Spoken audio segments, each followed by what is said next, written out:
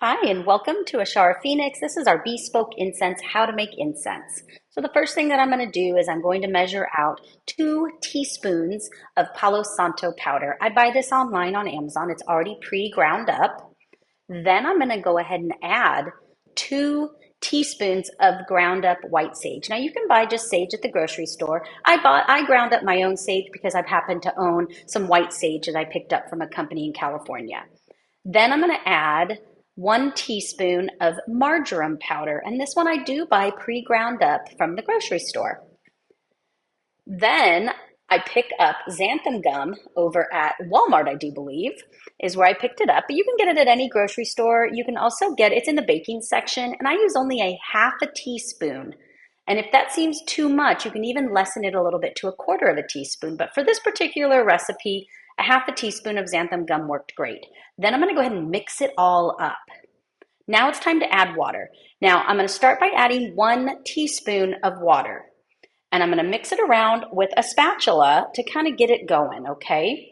Then once I get it broken up a little bit and mixed in, I'm going to go ahead and add just a little bit more. So I only added at this point about another half a teaspoon to see if it becomes a little bit more dough-like.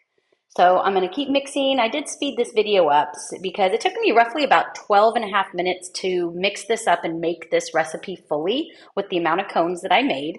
But you can see that it's starting to kind of become a dough. Now, if you find that it's still a little too powdery, you can drizzle in just a couple more drops of water as needed.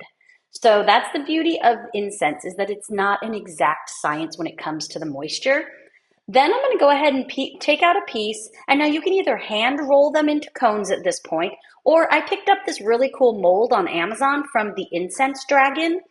You can get all of these links and even about 36 recipes in my bespoke incense class. Links are below to purchase it. And then I'm just going to finalize rolling the edges out.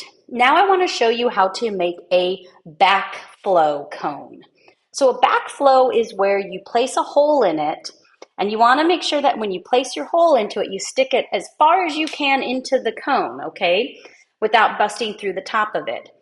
Now, one thing to note is when you do this, it will displace some of the extra incense materials. So just scrape that off, and then you're going to reset the hole one more time, okay?